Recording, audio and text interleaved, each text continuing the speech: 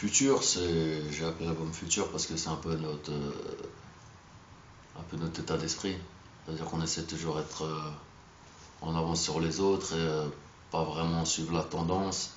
Enfin, être dans la tendance, mais le faire à notre sauce et essayer d'apporter notre touche personnelle, quoi. Ouais, je parle beaucoup de mon entourage et de. Parce que Booba, c'est une entreprise, c'est pas. Je me suis pas fait tout seul, c'est une bande, c'est des amis, des frères. Et puis il y a le côté business aussi, je suis entouré de personnes qui me sont très importantes et qui m'aident à traverser tout ça, quoi. Et de Brahms, bien sûr,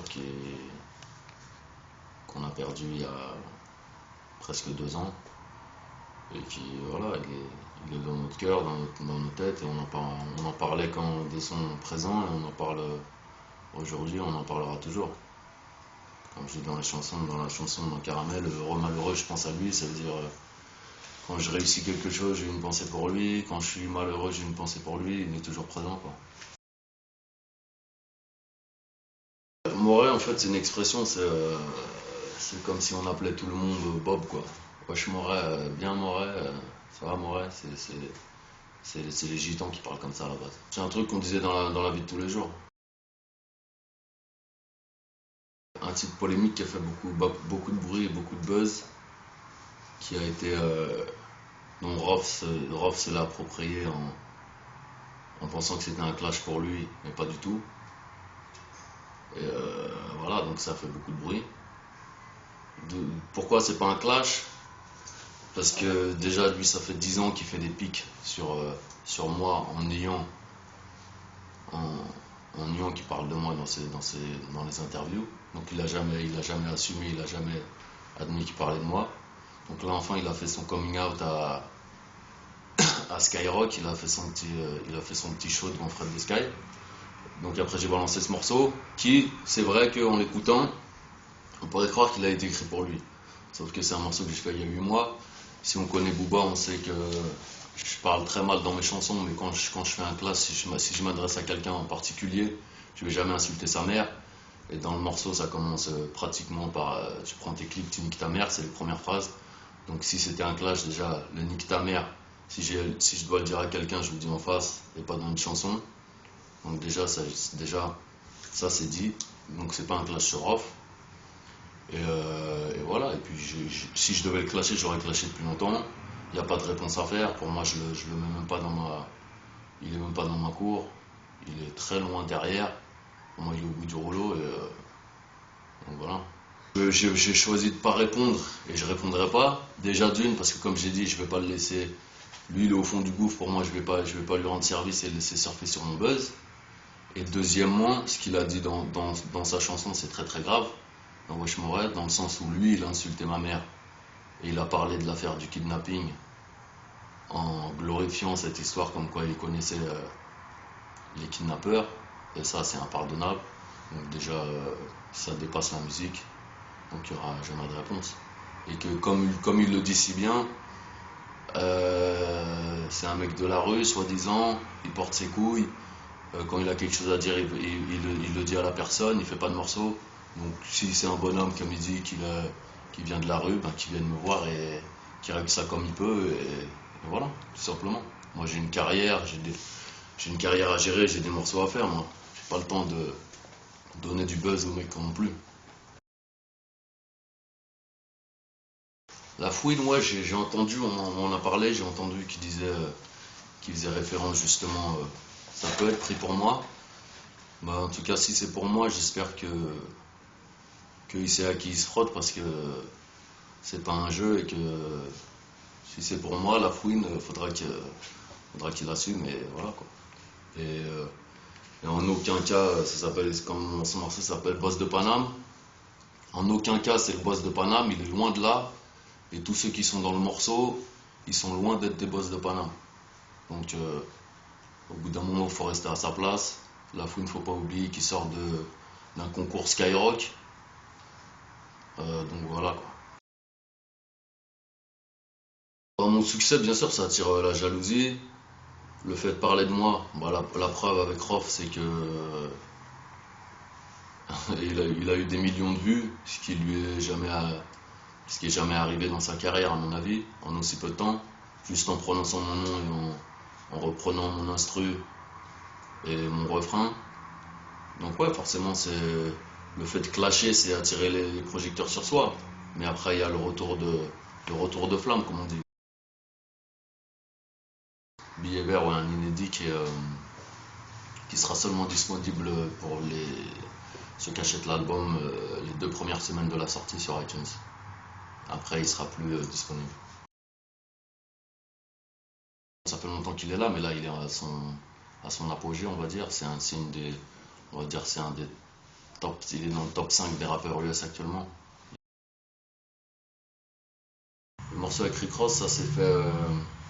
Là, pour le coup, on s'est rencontrés, c'était plus simple puisqu'il est à Miami et moi je suis souvent à Miami aussi. Et pareil, hein, par connexion, j'avais des connexions qui étaient en contact avec lui. Il a écouté le morceau, il a kiffé, il est venu au studio, il a fait ça propre et c'est un très très bon morceau. Il va plaire à mon avis sûr. Dans l'album, il y a deux featuring américains. Il y a Gato aussi, qui est d'ici Little Haiti, rappeur haïtien, américain haïtien. Et en français, il y a Mala, comme toujours. Et Caris qui prépare son album, qui va lui être pour le coup un vrai boss de Paname, à nos côtés, et qui prépare son album. J'ai un morceau en préparation sur son album, peut-être plus qu'un morceau, on verra. Et voilà, donc il est sur un morceau qui s'appelle Kalash, un gros morceau qui va arriver bientôt. J'apprécie beaucoup ce qu'il fait, j'aime bien le personnage, sa personne, j'aime son attitude, j'aime son écriture. Et voilà, c'est quelqu'un qui reste dans son coin, qui se forme tout seul, qui a son identité. Il vient de Sevran 93 et qui cherche pas à brûler les étapes, à se mélanger avec tout le monde comme beaucoup le font. Et quelqu'un qui est intègre et qui est fiable. Ça n'a rien à voir avec Scarface en fait. C'est un morceau chanté. Mais ça parle pas de. Ça s'appelle Tomber pour elle, mais ça parle pas d'une femme en fait. Ça parle de la rue. Et c'est une histoire d'amour entre moi et la rue, entre guillemets. Et il va y avoir un beau clip qui va suivre, ça va arriver bientôt, c'est le prochain single. Et voilà. Bah, Chris Macari, c'est pas que je suis maqué avec Chris Macari ou qu'il est maqué avec moi, mais je pourrais me diversifier de temps en temps, mais d'une, il y a peu de réalisateurs en France qui me font kiffer, voire aucun. Et de deux, je m'entends très bien avec lui. On se connaît, on a la même culture musicale, audiovisuelle, on se comprend très bien. C'est quelqu'un en qui j'ai entièrement confiance. Donc on change pas une équipe qui gagne tant que. Et puis ça nous permet, c'est un peu comme si on faisait le clip à deux, bon, c'est plus lui que moi, mais on s'échange les idées, on communique et avec lui je sais que je sais où je vais et je suis pas inquiet quoi. Les thérapies sont deux, je tiens à le signaler. C'est 2093 et 2031.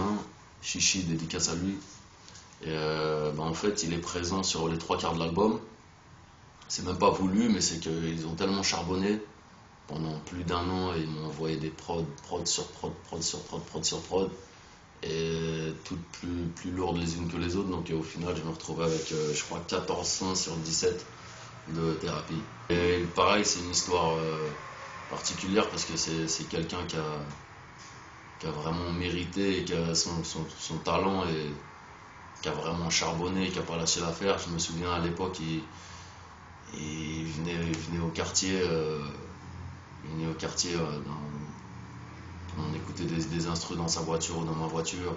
Il venait, il revenait. Et au début, il y avait un truc, mais j'accrochais pas vraiment. Mais je chantais un truc. Donc je sais pas, pendant longtemps il est venu, il a jamais lâché. Moi non plus, je l'ai jamais lâché aussi parce que j'aurais pu arrêter d'écouter ses sons. Et donc il s'est vraiment forgé, il s'est vraiment formé, il a vraiment charbonné. Et là pareil, là il maîtrise son truc et il a vraiment son univers.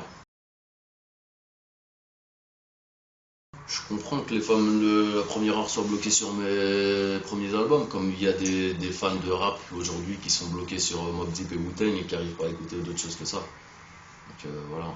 Après, c'est la musique, c'est à la base, comme je dis, la musique, je la fais pour moi. Que quand je mets le son à fond dans ma voiture, faut que je kiffe.